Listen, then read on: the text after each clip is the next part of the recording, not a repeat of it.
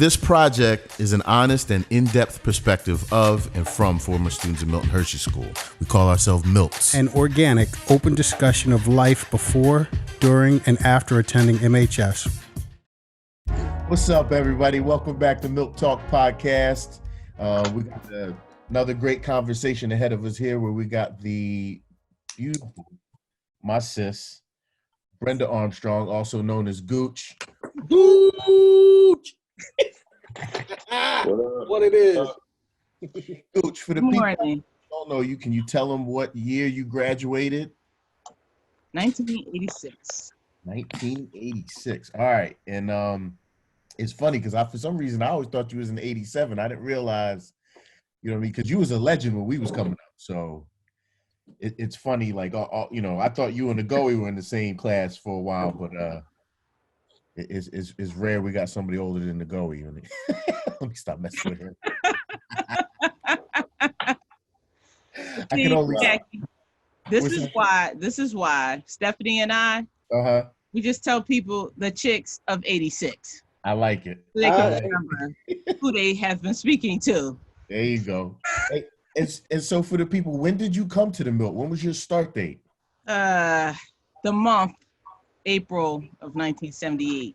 The date escapes me. All right. And what student home did you get into? Was that junior division, intermediate division?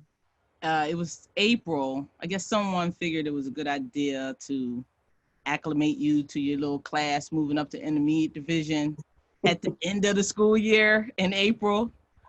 So I came in junior division, 4th grade, and I went to Fulton. With the Fulton. All right. And who were your house parents at that time? The Harpers. The Harpers. All right. It's funny because we always ask these questions because we want to see if we remember these people or if there's a reference point or if they were still there, you know, down the road or you know, if they're alumni themselves. So we like to find out. Let me ask you, are you still in contact with, or do you remember any of the people that were in your student home or first memories of Milts or, you know, that those friendships? Jackie, it was so traumatic for me. It's a lot. I have no idea who was in my student home. I just remember a handful of incidents that just stuck with me.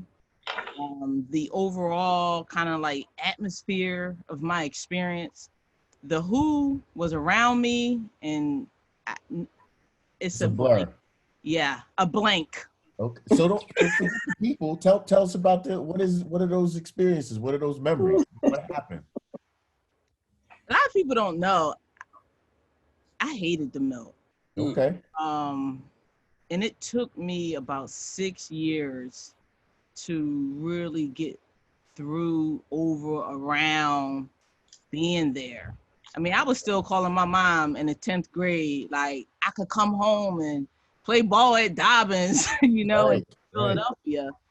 And I think somewhere around that sophomore year, there had to be one last phone call where I was just like, it's just not going to happen. And then it was really time for me to kick it up a gear. Okay. But the initial exposure, that process, it's a lot. I couldn't believe it was happening. And for me, I had a mother and a father. Okay. So I was very close to my father. He lived in the Mount Airy section of Philadelphia, which at the time was supposed to be like the place to be. Right. But my dad, he wasn't there because he was wealthy or had access to financial resources. He was a Navy retired chef, and he wanted more for his family. So when he came out, that was one of the things that he wanted for his family, was a safe neighborhood to grow up in. And, you know, I was a baby, so I don't know the ins and outs of it. I just know the experience of living in that environment. And then my mother, through their divorce, moved to Germantown. And so I kind of it was a little bit of a different world living in Germantown. So I had the experience of both worlds that at the time for me, what Philadelphia had to offer. And always back and forth. So the idea of me going away to a boarding school 100 miles from home, I thought my mom lost her mind. Right. Because I'm like, I could just go live with my dad. Right. Right. And if you're a strong-minded, feel like you've lived a lifetime up until that point. I was only 9 years old. I was trying to figure out what the heck was going on and why. Right. So were you an only child, or did you have any brothers and sisters who went to the Milt? So that's the thing. I'm the youngest of 5, first of all. I have 3 older sisters, and then a brother who is 5 years my elder, and he went to the Milt. So my brother is William Armstrong. Okay.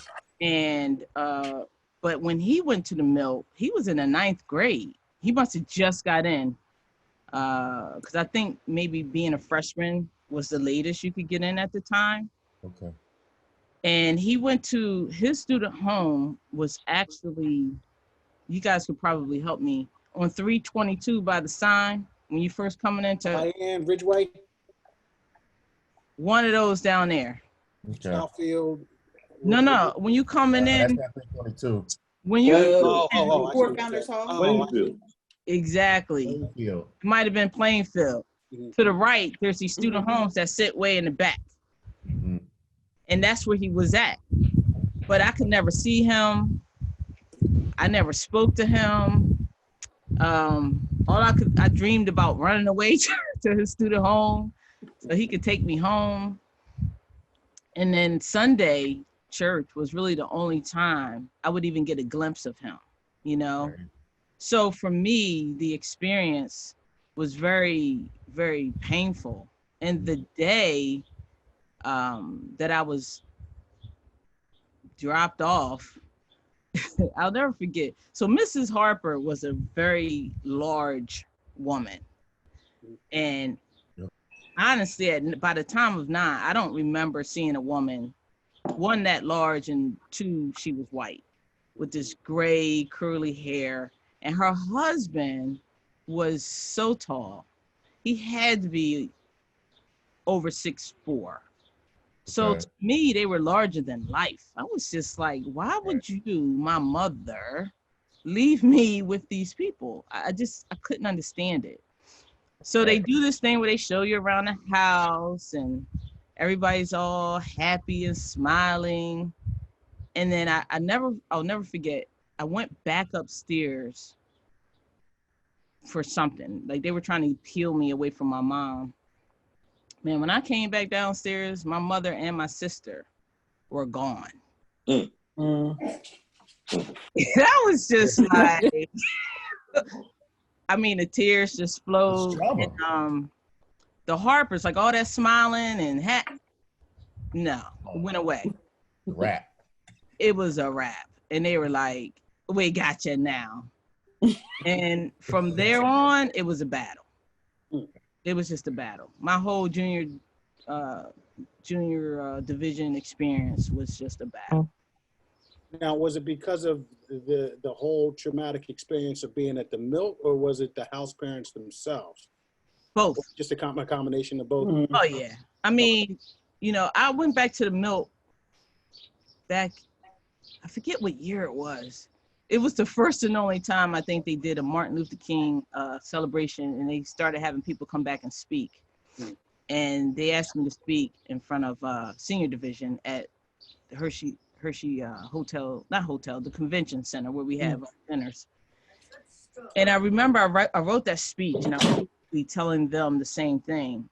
But one of the things for me, being the youngest of 5 and having 3 older sisters, I was taken care of. My hair was literally done every morning. They made sure, you know, I was up, dressed, fed, off to school. You know, my mom would put me in dresses. I would get 5 doors down, putting on pants, you know. And that was my life. Like I had a life. And I went to this school and there was nobody to do my hair. My hair was falling out. The house mother could care less. I never forget how I knew she didn't care. My mom and my sister came up to visit me one weekend because I had been calling as often as I could to tell them, like, this is what's going on. So I came back and I had cornrows in my hair. And the next day, I don't think Mrs. Harper saw me when I got back, but the next day she made me take them out. And I knew at that moment something was seriously wrong with her and in my experience being there. So the fact that because you got a little bit of home, you bring a little bit of home with you back to the Milt just to give you a little comfort, and then as soon as you get there, they taking it back. That's gotta hurt. Well, it wasn't even just a little bit of home. Like that's our culture, you know. And they weren't ready for that. I mean, when I was in Fulton, Mrs. Harper would still yell, "Fulton boys in," and it was like, "Yo, you have girls now." But they, you know, this is in 1978. In 77, that's when the first girls start coming. So for the many years that they were there, all they knew were boys. So they had no idea what to do with the girl, let alone little black girl, as strong-minded as I was at 9. They had no idea what to do with me. And I had no idea what to do with them. So I don't know what she was trying to, what message she was trying to send to me by making me take my hair out. Obviously, my hair was a problem. I'll never know, but that was huge for me in my experience. Yeah. I didn't realize it was that early so they had just switched over and started letting girls in. So and I'm guessing here, the likelihood is they weren't trained to deal with girls, let alone, you know, I guess African Americans, black folks wasn't allowed into the school until around that time too. So, you know, I don't know that they were probably trained to handle, you know, anything outside of their element. It sounds like they might have been there for a while. Exactly. And so this was 4th grade for you, right? What's that? 4th grade? Yep, the end of my 4th grade year. And so that traumatic experience, what happened when you went up to intermediate division? What student home were you in? What was the experience like then? So intermediate division was a lot different. I was in Keystone Cluster, the first cluster. Keystone. I was in Franklin, which was the second home up. The pairing female home was Dickinson. And my house parents were Mr. and Mrs. Cook. Yeah, Joe and Greta, or Greta. I was like, Greta. Okay. It just keeps getting better. Yeah, ain't a lot of Gretas in Germantown. You know what I mean? They had a daughter named Joelle, and she was having no parts of the girls in the student home. Okay. Yeah. So it was a little bit of the same, or did it change a little bit? Did it get a little better? Was, you know? Well, what was different for me was the camaraderie of the girls in the home, right? Because I don't know what was going on in junior division, like I said, but once I left, probably went home for the summer, came back, it was like, okay, there's 14, 15 of us in this home. You start forming your little cliques, who you roll with, who you don't. I know for me, there was a lot of identity of like, where you from? So if you were from the big city, any urban area, that's kind of who you gravitated toward because you felt like that's who you could relate to. Girls that were talking about being from farmland and country type towns and the things that they used to do prior to the Milt, I couldn't relate to those girls. it was almost laughable. I came from the city. I don't know if y'all know, but Agoe and I lived on the same block. So I knew Agoe before the Milt. I didn't know that. Wait, So you lived in Germantown? You're probably the reason why he was in the Milt. I lived in Germantown That's exactly it. So I didn't want to say nothing.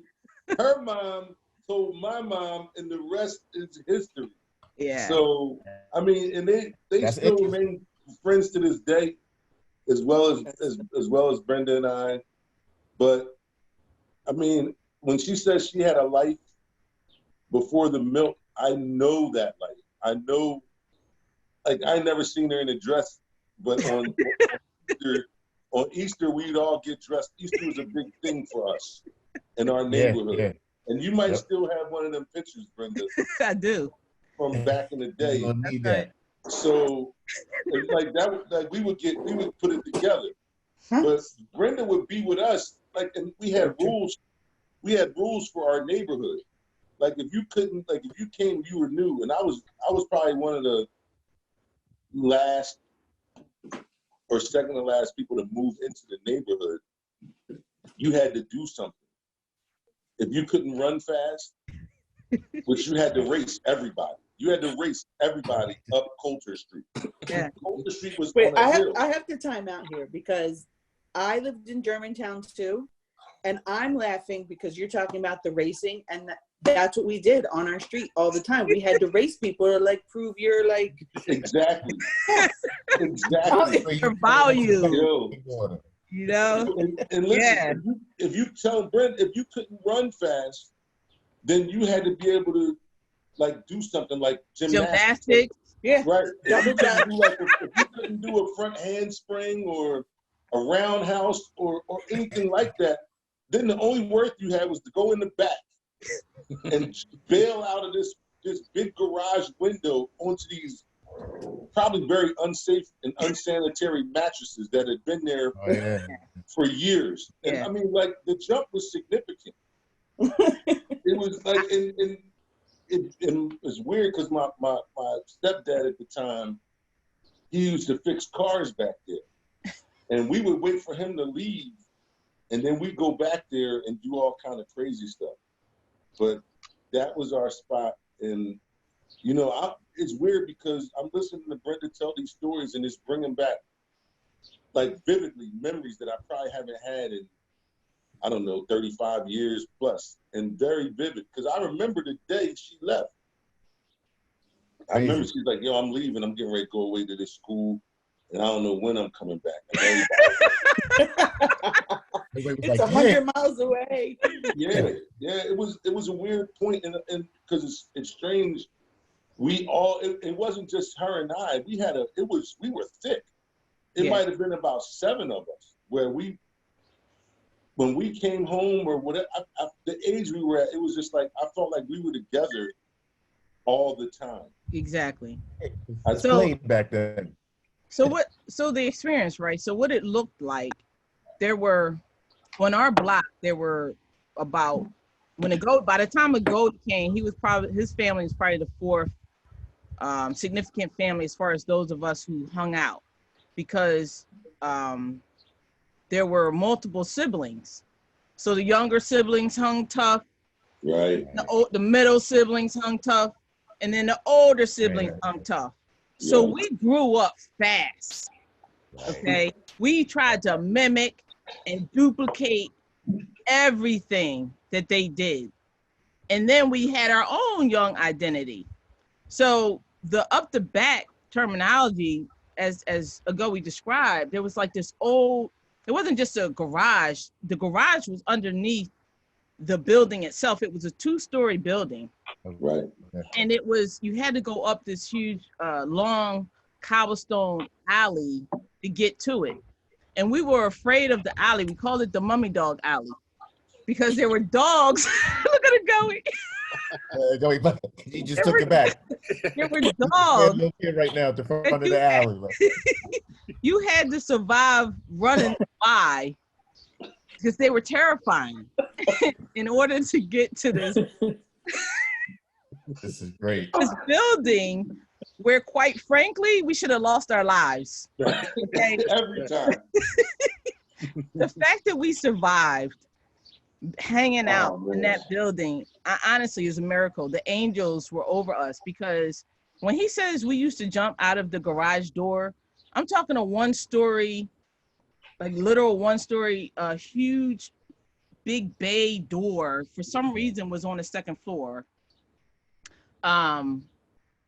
The door, and then 2 windows on the side, and then, which is, you figure, a couple feet higher than the floor of the door, onto mattresses.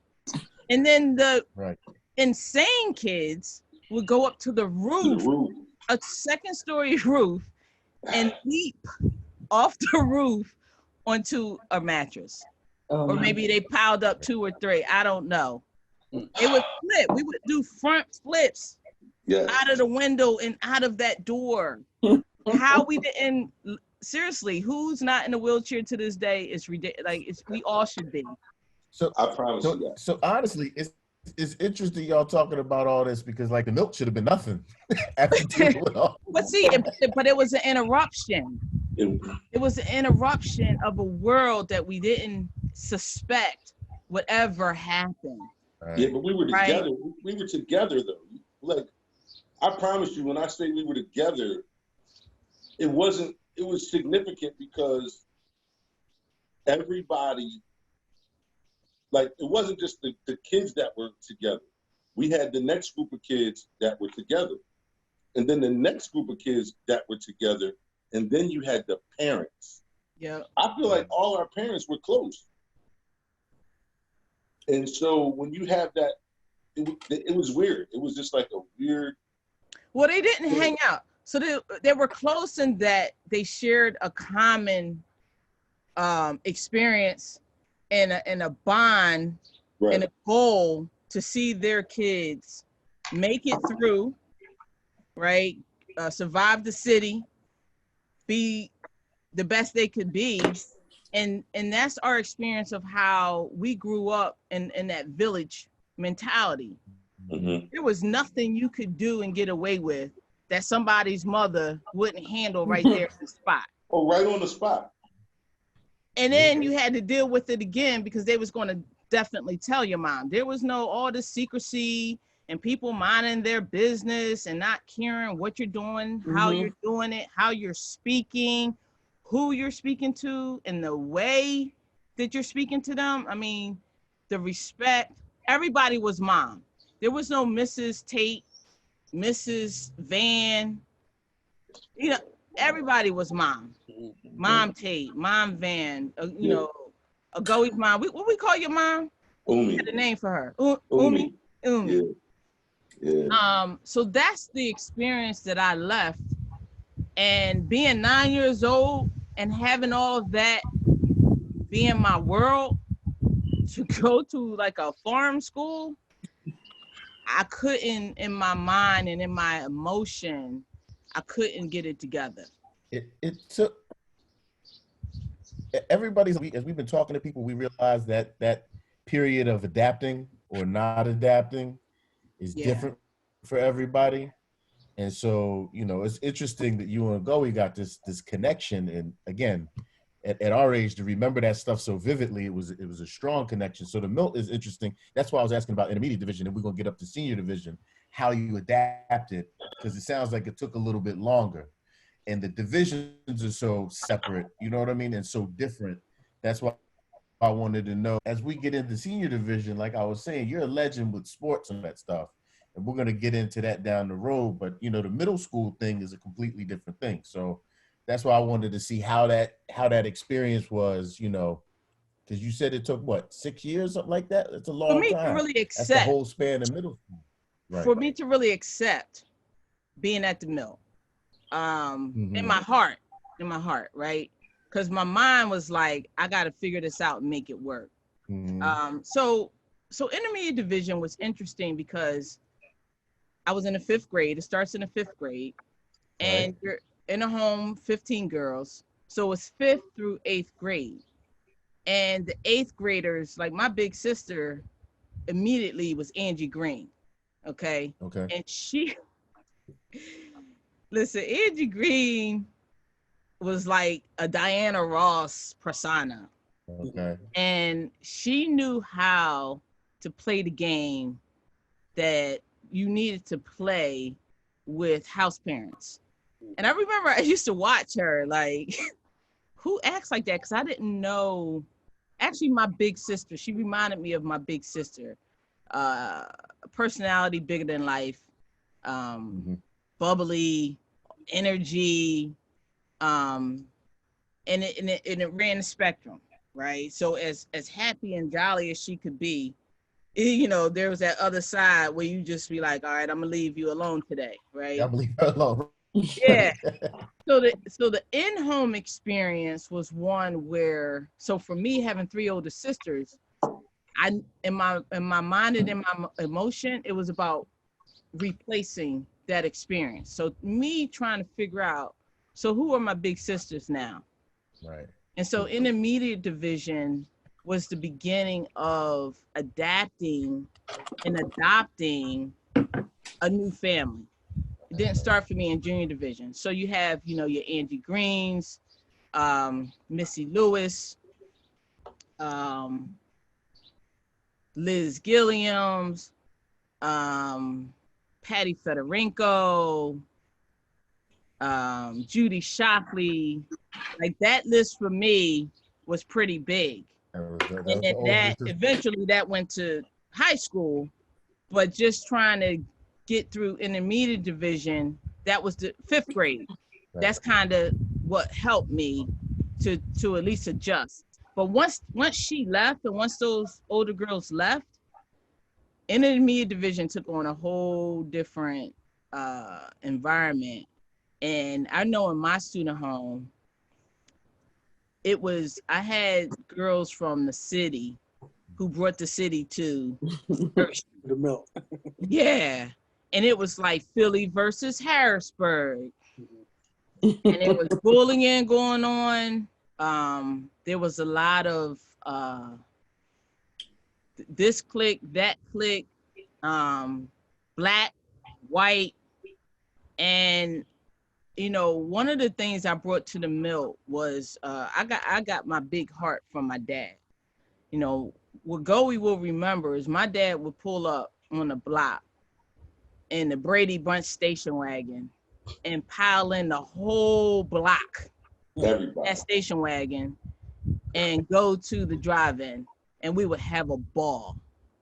So what I learned from that, you know, it was one thing to live on a block where we all looked after each other, and it was another thing for my own father to come around and kind of be a father figure in a friendly kind of way to all the kids on the block. He would have sandwiches made, tasty cakes, drinks, and we would just have a ball. He was always giving of himself. And I didn't understand, I didn't like the bullying, I'll say, because I experienced some of that living in Germantown. I mean, Brickyard Uptown was all about gang activity. So I understood my mom getting me away from that. So when I actually kind of saw that, even I think there was some mimicking of that even on my own, but it showed up as a defense mechanism, not only for myself, but for the other girls that I knew had no idea what was going on. Right. And I felt like an intermediate division was something to survive just in the home itself. And to help other girls survive it because they had no idea what was happening. And we would do some crazy things. And where would it come from, right? Whatever your experience was from home.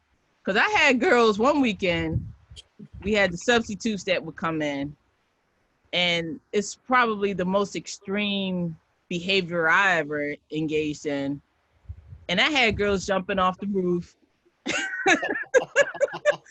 Because if you come out of we was in the 2-story home, and the mud, if you came out of the mud room, there was a long roof that went along the side. So when you're trying to mimic some behaviors from home and get girls down with what you were down with, I turned that student home inside out that weekend, and we paid dearly for it. Oh my God. I hear. I mean, just your story. Think of one of the people I reached out was to Jim Black, who was a Milt, and then he was our substitute teacher, Iroquois. And soon as the regular house parents leave, you knew it was on. You saw the substitute coming up the driveway. You was like, "Yo, we about to get it Yes, in." So exactly. I remember Myron Whitsitt, Jim Oakley, and a bunch of people. We had made these slingshots at a hang. Mr. Black came and we was like, "Yo, check these out." He was one of those argue with you and fight with you. He was like, "Yeah," and we was like, "Nah, it's cool." Okay. He's like, man, we was running around on the roof, busting out windows. He let us wild out the whole weekend. Soon as the house coming up the driveway, that's when you felt, you knew you was, damn, we done effed up. We done effed up. We about to get in trouble. Mr. Cooper coming. I remember that well. Do you remember? I remember well. Do you guys remember a movie called South Central?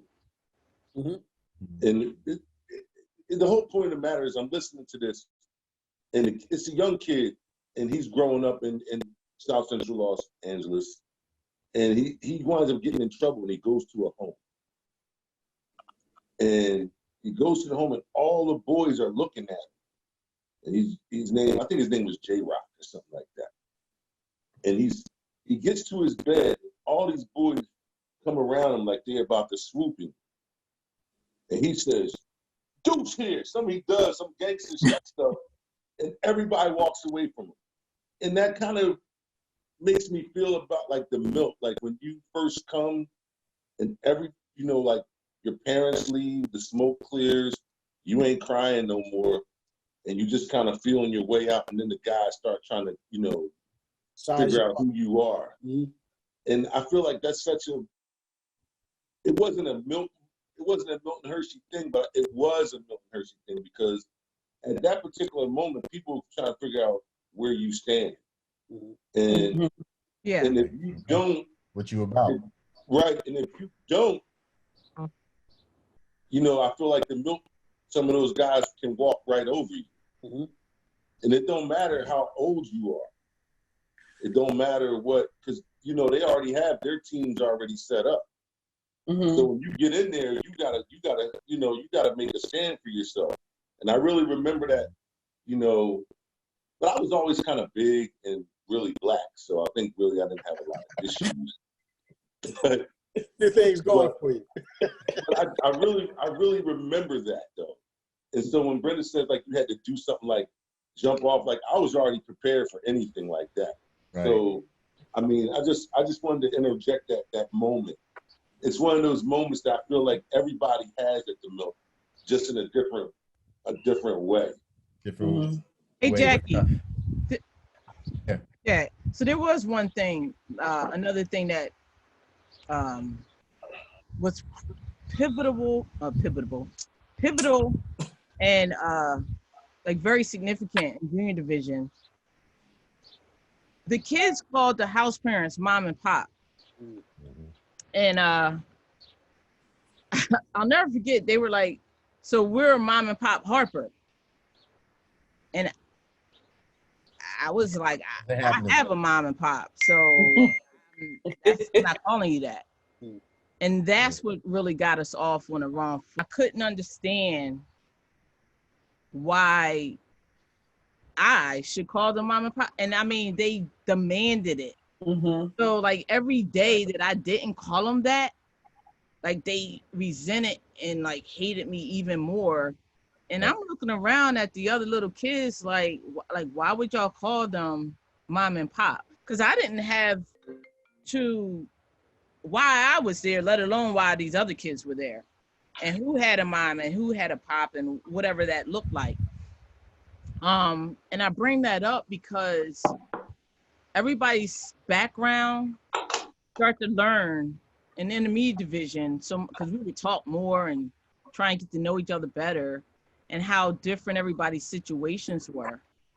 And I just knew that the foundation that I had coming in was somehow useful to the other girls. Mhm. So if I, especially knowing somebody's history or background or, their struggle, to watch someone hurt them more, bully them, talk about them, it wasn't something that I would stand for.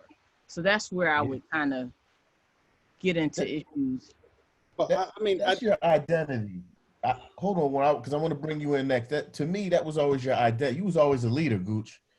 And so I wanted to bring in Warner and Jess to talk about how they remembered you, because I remembered you in intermediate division, like you was doing basketball and all. You scored 4 million points. I was like, I don't know who that person is, but she's she's the ish. So for Warner and Jess, I'm curious, how do you remember Gooch? same way. Like just a leader. To see somebody's name up in the rafters, but they were still at the school. That's Like what I'm saying. that's big. You know what I mean? Like, and then we got cool after the Milt too. So I know, like, because you were larger than life at the Milt, for real, Gooch. Like, just because of your basketball career. So I was like, I'll probably never know who she is. You know what I mean? I'll just kind of like from afar, I'll be like, yo, what's up? How you? She good people, or whatever. But then meeting you like at homecomings and on the cruise and all that, and mixing it up with you, like you regular folk. You know what I mean? Like, and that to me is how I remember you. Like, at first you were larger than life, and you still are. Don't get me wrong. I'm not taking anything away from that.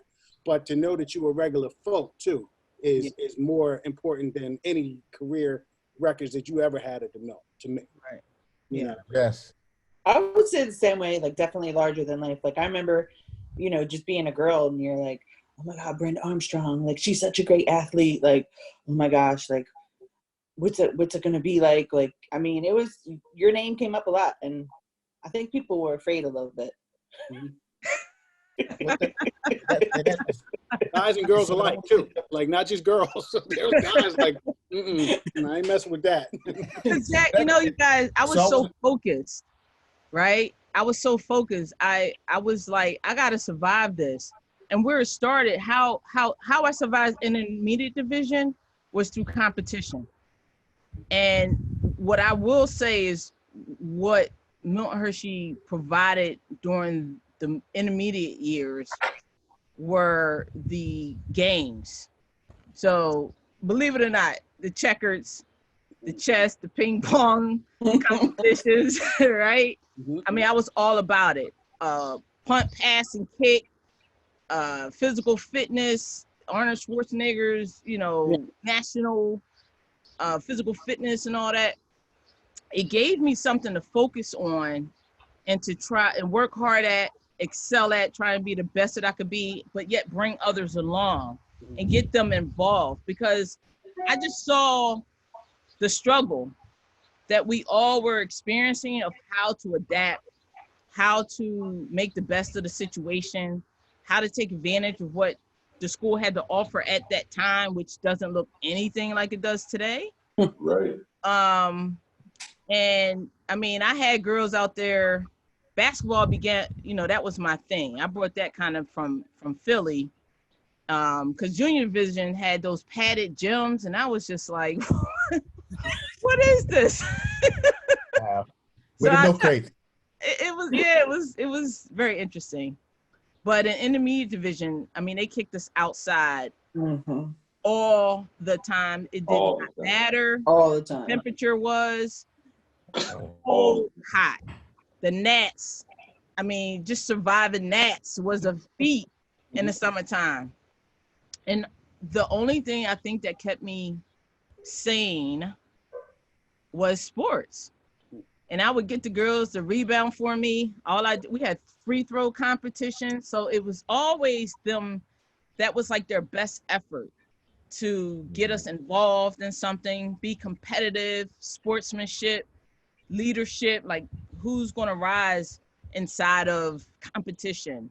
And of course, the Barnyard Olympics, intramurals, basketball, getting other girls involved. So that was like, to me, intermediate division in a nutshell, outside of like school and chores and cutting grass with hand clippers and getting in trouble and all of that mixed in. Coach, I want to give them senior division, and I want to get into talking about, what your life has been like after the Milt and how it affected you. Sure. So can you give me a summary of senior division? I mean, that's a lot to crunch in, but I just wanted to talk about, obviously the basketball thing, but beyond that. Yeah, so I was still grappling with friendships and relationships because that was just the heart of who I was. And relationships became more serious and more important to me in high school. So, and I think it was so important and such a strong thing for me to be connected because I was still yearning for being home and being with my family and then knowing what was going on back at home. Okay, so my mom ended up leaving the house, losing the house, whatever. So I didn't live on Coulter Street anymore. My sisters were having, boyfriend issues, having babies. So I was still trying to figure out where I belonged, who I belonged with, to. And so high school was just an emotional mess. But again, getting involved in different things to stay focused. So the choir, how I made it to this day, I don't know. Choir, I learned how to play the trumpet. I was in I forgot. basketball, softball, field hockey. So that's where what started out as kind of friendly competition and in the Meade division turned into this kind of competition that can now maybe further something looking ahead to when I leave the Milt and going to college and things like that. Well, so let me ask you, did you go to college, Gooch, after the Milt? Yeah, I went to Temple. No, she went to TU, baby. That's all I cared about was getting back to Philadelphia. Now that was one of the things I was very short-sighted with. I just needed to be home. So wait, when you was at Temple, did you play ball? Yeah, I walked on to Temple and played for 2 years. And it was one of those things where in high school, I had 3 coaches in 4 years. And I mean, I don't know, who can take, it wasn't a situation that was well put together where the adults who knew my skill set was like, you know what, we need to make sure she takes that and excels and put her in the best position to excel life after Milt Hershey. That didn't happen. I mean, I had Bob Ash was like my personal statistician because they weren't serious about stats and not for the girls. Now, I can't speak for the guys. Right. I'm just speaking from my own experience. That wasn't something that someone watching took serious enough to make sure that that was the thing that got me secured in school. After. My letters to try and get recruited were crafted by Martha Cruz. So, and that was in my senior year. Wow. You know what I mean? It wasn't enough to make the paper and, constantly be the first or second scorer in the league, Big 15, in the Patriot News. That wasn't enough coming from Milton Hershey to secure that future. So right. I had to figure out how to do that myself. And what was important to me at the time, since that wasn't something that was in the workings, was getting back home to Philadelphia. And I happened to get into Temple, and basketball was my thing, and I walked onto that team.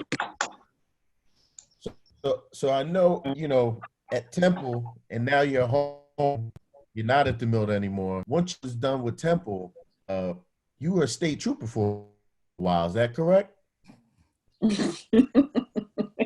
For a while, man. That was like my whole adult life. So what happened at Temple, after 2 years of being a walk-on, and I'm constantly looking toward the future. Like, what am I doing now that's going to impact and sculpt what my life looks like 5 years from now, 8 years from now, 3 years from now. And being a walk-on at a Division I school was not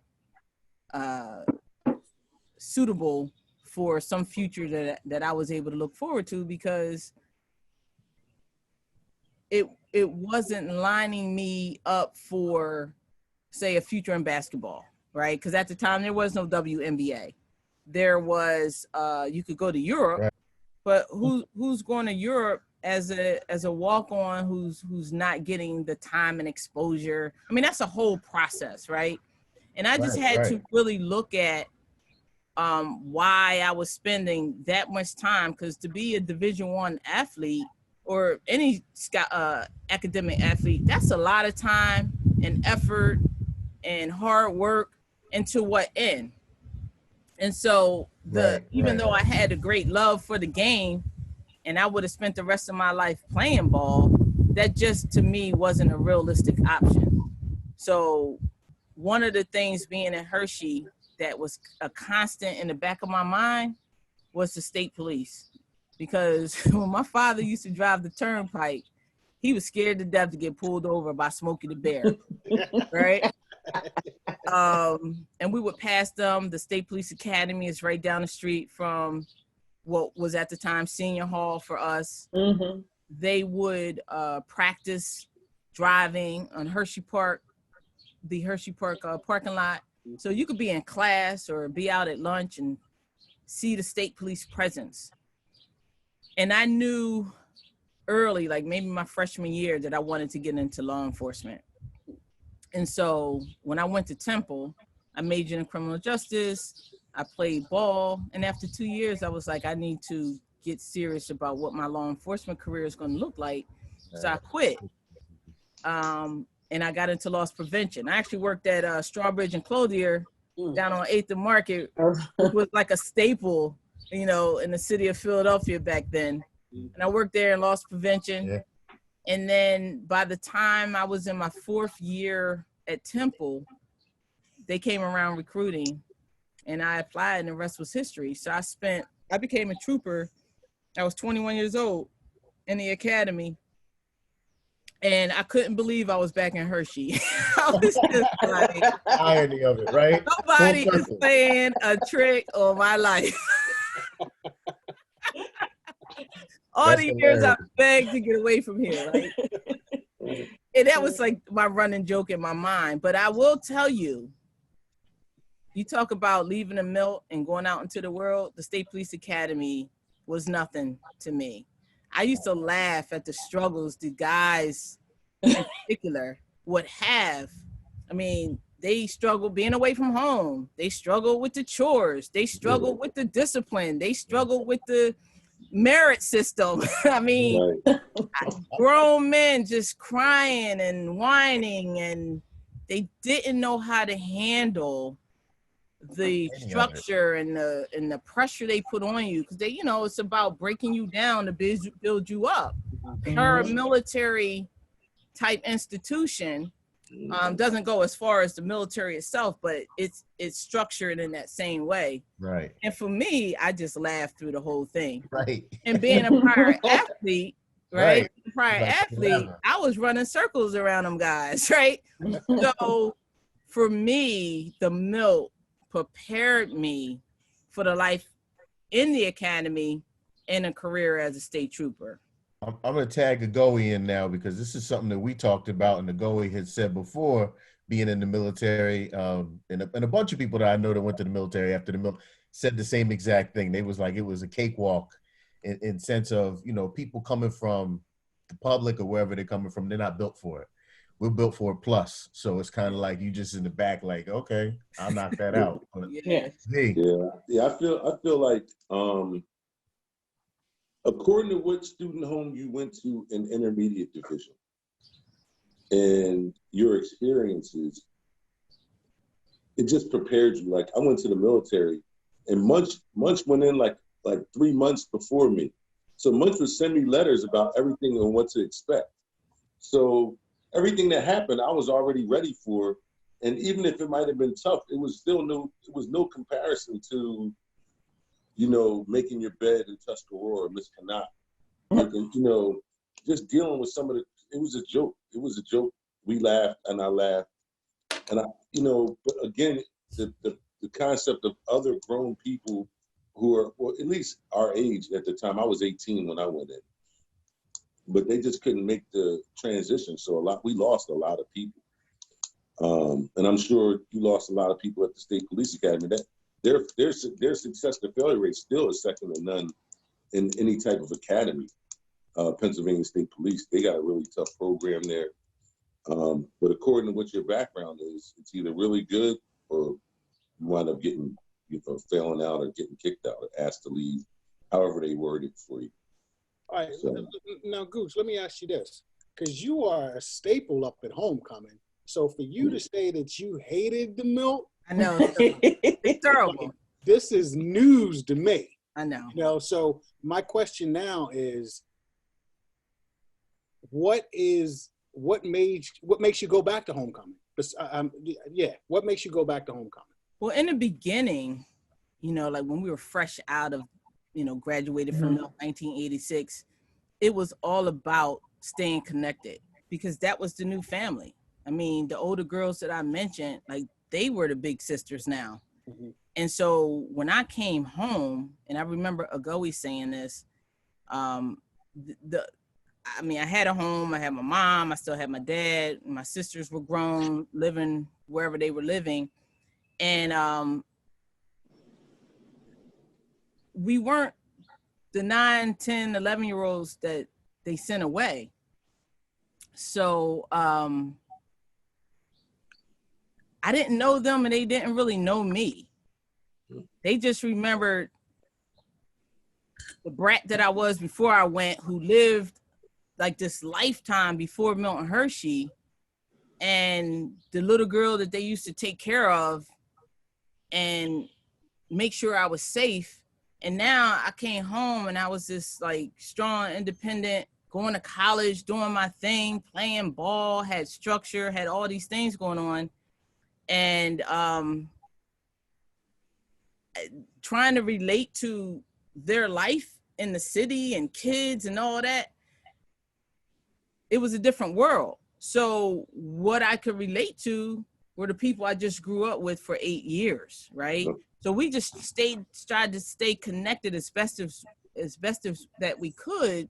We didn't have cars and things like that. So whenever we could get together, we tried to make it happen. And when that was definitely going to happen, because now you got to remember, right? We're from all over the United States. So people are everywhere, right? So homecoming was when you knew you were going to get reconnected. So it was more the kinship of getting back to those brothers and sisters more so than just being home and rekindling, you know, the relationship with the biological family. I hear people call Hershey and Milt Hershey home. I've never made that leap, but I'm definitely family. Like, that's my family.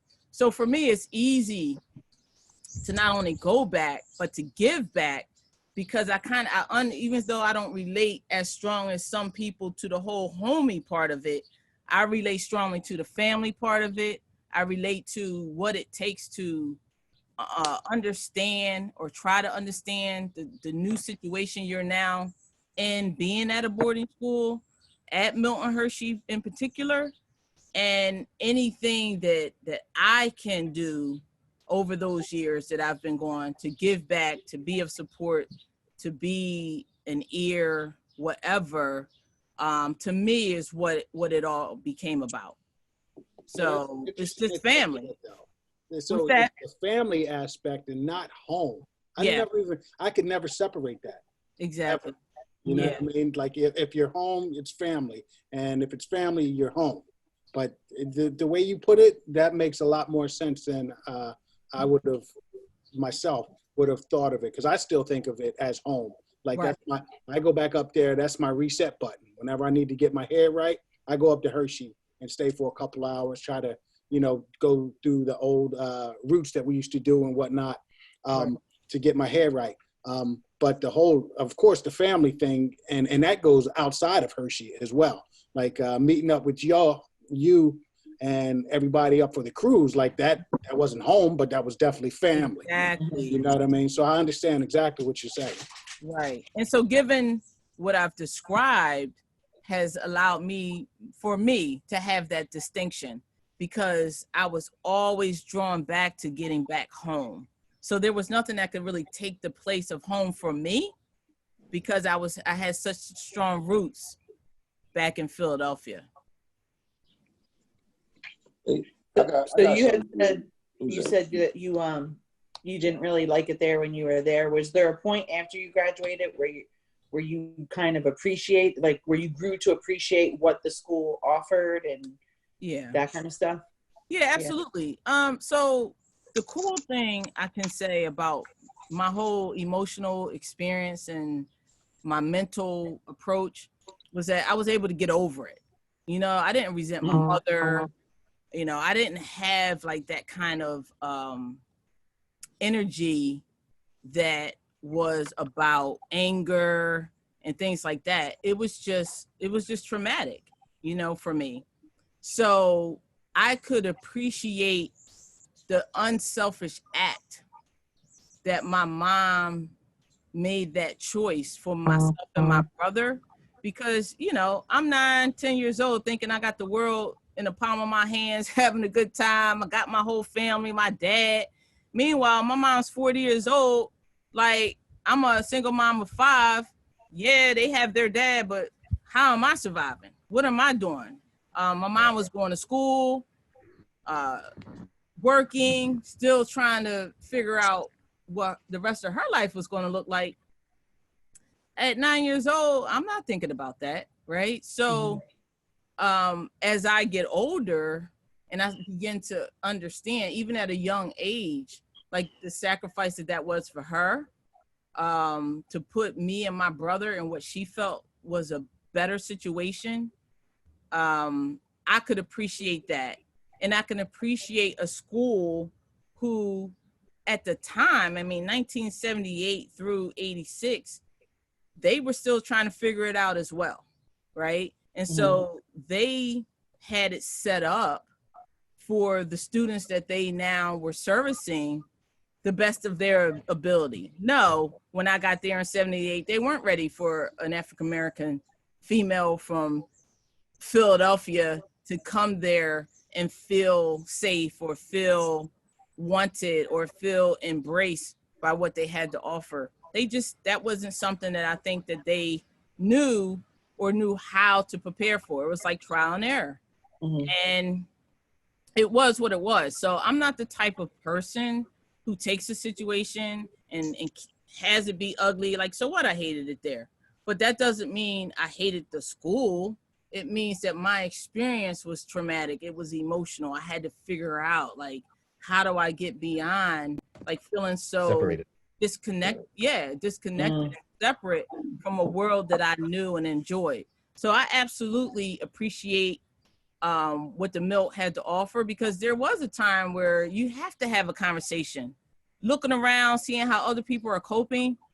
It's like, am I going to take advantage of the school, or is the school going to take advantage of me? Right. And I was like, I'm going to take advantage of the school. And then that's when my heart and soul went into whatever they can offer. Would I have played the trumpet staying in Philadelphia? I don't know. Would I have excelled in basketball, softball, and field hockey on beautiful green fields? You know what I mean? Equipment, real equipment, That and works. all the things that, Equipment that works. Yeah, you know what I mean? It's, as a child, you take that for granted. But when you get out here in the world, you understand the struggle that is for especially a lot of urban areas, which is where I come from. And the kids, are playing softball with no gloves or whatever. But absolutely, I appreciate everything that the Milt did offer, regardless of what those limitations were. So going back is like about giving back, rekindling, reconnecting and being a part of a bigger extended family that I absolutely appreciate to the day that I die. Damn, dude, your story is awesome. I love your outlook on the whole thing. You didn't sugarcoat it. You came from a place of realness and love and truth, man. Like, thank you. Like, that's dope. Yeah. It was funny, like, just with this podcast, because we were talking to some people that, well, maybe not on this podcast itself, but I was talking to other people, and they were saying, well, what about the people that didn't have good experiences? I was like, well, we want to hear that too. But you put it beautifully. Thank you. Sure. Yeah. It was, you told the truth. Like, you hated the school, but you have no animosity towards it. And that right there is a big feat in itself. Well, say that. Let me rephrase that. I hated being at the school. Right. We got it. Hate the school. Right. I didn't understand being swatted, so no, I didn't like that.